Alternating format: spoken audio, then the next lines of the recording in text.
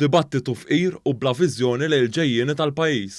Hekk iddeskrivaw id-dibattitu ta' tlieta bejn Adrian Delija u Bernard Grech, il-Ministru Silvio Xkembri u s-Segretarju Parlamentari Stefan Trinzozzo Pardi waqt konferenza tal-aħbarijiet tal-Partit Laburista. Il-Ministru Silvio Xkembri qal li bejn il-Kap Nazzjonalista attwali Adrian Delija u l-kandidat tal-fazzjoni ta' Simon Busuttil Bernard Grech ma hemm l-ebda għażla. Il-Ministru Xkembri qal li flok viżjoni għal pajjiż kull ma ħareġ minn dan id-dibattitu kien il-firda bejn żewġ fazzjonijiet fil-Partit Nazzjonalista. Bieraħ il-poplu Malti sta jinnota li flok dawn preżentaw il-viżjoni tagħhom biex iġibu t-tama li dak li jkun jemmen fil-Partit Nazzjonalista, wera li dawn għandhom iktar firda bejniethom iktar intenzjonati minn ħajniggess lil min iktar flok joffru soluzzjonijiet.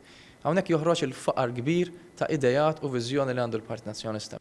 Min-naħa tiegħu, is-Segretarju Parlamentari Stefan Trinzozzo Pardi qal li sabiex dan id-dibattitu ta' tlieta sar kien hemm diversi kwistjonijiet fosthom l-allegazzjoni ta' Delija li t-tim ta' Bernard Grech żamm lura milli żewġ kandidati jiddibattu kontra xulxin. Intqal ukoll kif dan id-dibattitu ma sarx waqtu hekk kif nofs it-tesserati eliġibbli vvutaw għal Kap Nazzjonalista diġà vvutaw. Partitu tal-bieraħ ħareġ kemm hemm nuqqas ta' viżjoni min-naħa taż-żewġ kontendenti għal karika ta' kap tal-Partit Nazzjonalista, nuqqas ta' proposti li dan jikkontrasta bil-kbir mal-ħidma kbira li titwettaq min-naħa tal-Gvern biex inkomplu nelbu l-isfidi nippreparaw lil pajjiżna l-futur u fuq kollox naraw illi l-familji tagħna, n-negozji tagħna kulħadd ikompli jimxi l qudiem.